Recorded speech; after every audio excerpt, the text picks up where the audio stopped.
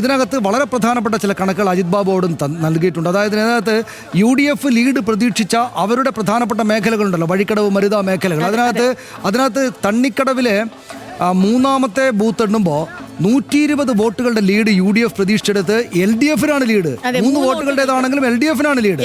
120 വോട്ടുകൾ ലീഡ് പ്രതീക്ഷിച്ചെടുത്ത് 123 വോട്ടുകൾ അപ്പുറത്തേക്ക് പോയി. 3 വോട്ടുകളുടെ ലീഡ് LDF-ന് കിട്ടി. അവിടെ കൊണ്ട് തീർന്നോ? ഇല്ല.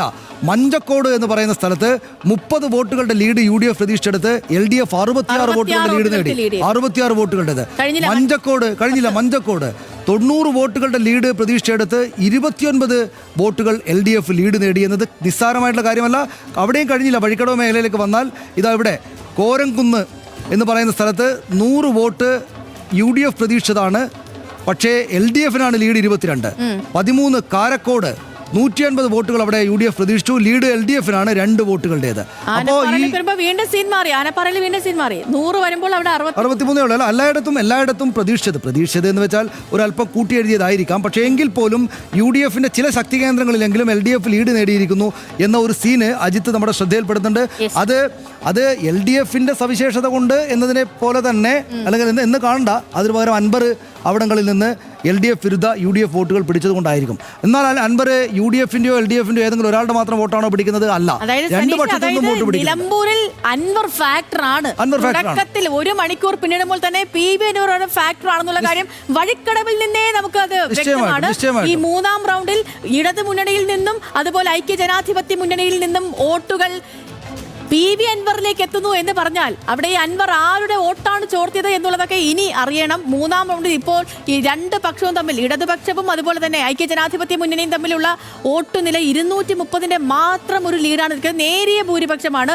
ലീഗ് കേന്ദ്രങ്ങളിൽ ഈ പറഞ്ഞതുപോലെ ആര്യാടൻ ഷൗക്കത്തിന് വേണ്ടത്ര വോട്ട് ലഭിച്ചില്ല. അങ്ങനെയെങ്കിൽ ലീഗിന്റെ വോട്ടുകൾ എങ്ങോട്ടേക്ക് പോയി? ലീഗ് വോട്ട് ചെയ്തത് PV അൻവറിനാണോ അതോ M സ്വരാജിലേക്ക് പോയോ? ലീഗ് വിരുദ്ധ വോട്ടുകളാണോ അവിടെ വന്നത്? ഇനി മറ്റിടങ്ങളിലേക്ക് പോകുമ്പോൾ ലീഗ് വോട്ടുകൾ ആര്യാടൻ ഷൗക്കത്തിനൊപ്പം ചേരുമോ? UDF-ന്റെ പ്രതീക്ഷകൾ തകരുകയാണോ? UDF പ്രതീക്ഷിച്ച പോലെ 1500-ലേക്ക് എത്തില്ലേ കാര്യങ്ങൾ? തുടങ്ങി നിരവധി ചോദ്യങ്ങളുണ്ട് വഴിക്കടവിൽ. അതാണ് അതിനകത്ത്. എന്തായാലും അൻവർ 2 ഭാഗത്തു നിന്നും വോട്ട് ചോർത്തിയിട്ടുണ്ട് എന്ന കാര്യത്തിൽ സംശയമില്ല. 9641 സ്വരാജ്, 11,110 വോട്ടുകളാണ് ആകെ സമാഹരിച്ചിട്ടുള്ളത്. ഇപ്പോൾ ആര്യാടൻ ഷൗക്കത്ത് 1469 വോട്ടുകൾക്ക് അദ്ദേഹം മുന്നിട്ട് നിൽക്കുകയാണ്. 1505 വോട്ടുകൾ മോഹൻ ജോർജിനാണ്. 9641 റിസൾട്ട് ഓഫ് നിലമ്പൂർ റൗണ്ട് 1-2 കണക്കുകൾ അനുസരിച്ച് ആര്യാടൻ ഷൗക്കത്ത്, ഇന്ത്യൻ നാഷണൽ കോൺഗ്രസിന്റെ ആര്യാടൻ ഷൗക്കത്ത് 7683 വോട്ട് നേടി. അങ്ങനെയാണ് 1239 എന്ന റൗണ്ട് റൗണ്ട് കഴിയുമ്പോൾ 1239. ഇപ്പോൾ നമ്മൾ ഈ കാണുന്ന ലീഡല്ല, ഇതിപ്പോ 3-ാം റൗണ്ടും കൂടി വന്നിട്ടുള്ള ഒരു ലീഡാണ്. എനിക്ക് തോന്നുന്നു ഈ ഔദ്യോഗിക നമ്പർ എപ്പോഴും കുറച്ച് കുറഞ്ഞിരിക്കും. നമ്മൾ നേരത്തെ കടന്നു പോകുന്നു. അത് കൺഫ്യൂസ് ചെയ്യേണ്ട ആളുകളെ എനിക്ക് തോന്നുന്നു നമുക്ക് ഈ സ്ക്രീനിൽ തന്നെ സ്റ്റിക്ക് ഓൺ ചെയ്യുന്നതായിരിക്കും നല്ലത്. അതായത് ഇത് എന്തെങ്കിലും പിശകുണ്ടായിട്ടല്ല. ശ്രീലക്ഷ്മി ഇപ്പോൾ വായിച്ചിരിക്കുന്നത് നമ്മുടെ ഔദ്യോഗികമായിട്ട് സൈറ്റിൽ ലഭിക്കുന്ന കണക്കാണ്. അത് അവർ അപ്ഡേറ്റ് ചെയ്തതിന് ശേഷം മാത്രമേ അവിടെ സൈറ്റിൽ പ്രത്യക്ഷപ്പെടൂ. നമ്മുടേത് ഫീൽഡിൽ നിന്ന് റിപ്പോർട്ടർമാർ അവിടെ നിന്ന് നേരിട്ട്, അതായത് അതും എണ്ണിയതിനു ശേഷമുള്ള കണക്കാണ്, നേരിട്ട് എത്തിക്കുന്ന കാര്യങ്ങളാണ്. അത് ഈ സൈറ്റിലേക്ക് അപ്ഡേറ്റ് ചെയ്യാൻ വീണ്ടും സമയമെടുക്കും. അപ്പോൾ ഇതാണ് ഇപ്പോഴത്തെ അന്തിമമായിട്ടുള്ള നില.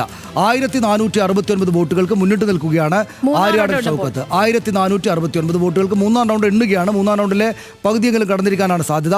9:19 ആണ് സ്റ്റുഡിയോ ക്ലോക്കിൽ ഇപ്പോൾ സമയം. അപ്പോൾ ഈ ഇത്രയും 1400-ലേറെ വോട്ടുകൾക്ക് അദ്ദേഹം ലീഡ് ചെയ്യുകയാണ്. 1469 വോട്ടുകൾക്ക് ലീഡ് ചെയ്യുകയാണ്. ഈ 3-ാം റൗണ്ടിൽ 230 വോട്ടുകൾക്ക് മാത്രം ലീഡായിരുന്നു അദ്ദേഹത്തിന് എന്നത് വളരെ സവിശേഷമായിട്ട് കാണേണ്ടതാണ്. അത് ലീഗ് കേന്ദ്രമാണ്, UDF-ന്റെ ശക്തി കേന്ദ്രമാണ്. പക്ഷേ ആ പ്രതീക്ഷ കാത്തില്ല. ആര്യാടൻ ഷൗക്കത്തിന് നെഗറ്റീവ് വോട്ടുകൾ ഉണ്ടായി ലീഗിൻ്റെ ഭാഗത്ത് നിന്ന് എന്ന് നമുക്ക് ഈ ഘട്ടത്തിൽ പറയാവുന്നതേ ഉള്ളൂ. 1469 വോട്ട് ലീഡ് അദ്ദേഹം ഇപ്പോഴും പിടിച്ചുകൊണ്ടിരിക്കുമ്പോൾ പോലും ലീഗുകാർ പൂർണ്ണമായിട്ട് വിശ്വസിച്ചിട്ടില്ല ആര്യാടൻ ഷൗക്കത്തിനെ എന്ന് പറയാവുന്ന സമയമായോ എന്ന്. സാധാരണ നമ്മൾ പറയും വഴിക്കടവിൽ തണ്ണിക്കടവ് അറിയുമ്പോൾ തന്നെ വഴിക്കടവ് ആർക്കൊപ്പമാണ്, അല്ലെങ്കിൽ ആരാണ് നിലമ്പൂരിലേക്ക് എത്തുക എന്ന് പറയാൻ പറ്റും. പക്ഷേ ഇപ്പോൾ നമ്മൾ ചോദിക്കുകയാണ്, തണ്ണിക്കടവിലും അതേപോലെ മഞ്ചക്കോടും അതേപോലെ ഈ വഴിക്കടവിലേക്ക് വരുമ്പോൾ അവിടെ കോരംകുന്നിലുമൊക്കെ എന്താണ് സംഭവിച്ചത് എന്നുള്ള കാര്യം. സാധാരണ അവിടെ ഇടതുപക്ഷം നിലം തൊടാത്ത സ്ഥലങ്ങളാണ്. ഇടതുപക്ഷത്തിന് അവിടെ വലിയ രീതിയിലുള്ള ഒരു സ്വാധീനമോ ഒന്നുമില്ലാത്ത സ്ഥലങ്ങളാണ്. പക്ഷേ അങ്ങനെയുള്ള സ്ഥലങ്ങളിൽ തണ്ണിക്കടവ് 3-ാം നമ്പർ ബൂത്തിൽ LDF 3 വോട്ടുകൾക്ക് അവിടെ ലീഡ് ചെയ്തു. മഞ്ചക്കോട്ടേക്ക് വരുമ്പോൾ 66 വോട്ടുകൾക്കാണ്. മഞ്ചക്കോട് 10-ാം നമ്പറിലേക്ക് വരുമ്പോൾ അവിടെ 29ലേക്ക് വരുന്നു. കോരംകുന്നിൽ 22ലേക്ക് വരുന്നു. അപ്പോൾ അങ്ങനെയാണെങ്കിൽ 1873 വീണ്ടും വീണ്ടും ആര്യാടൻ ഷൗക്കത്ത് ലീഡ് ഉയർത്തിയിരിക്കുന്നു. 1873 എത്തിയിരിക്കുന്നു. 1873 വോട്ടുകൾക്ക് മുന്നിലാണ്. മൂന്നാം റൗണ്ട് വഴിക്കടവിൽ എണ്ണുമ്പോൾ. അങ്ങനെയാണെങ്കിൽ സനീഷ് ഇത് ഒന്നും പറയാൻ പറ്റാത്തൊരു അവസ്ഥ.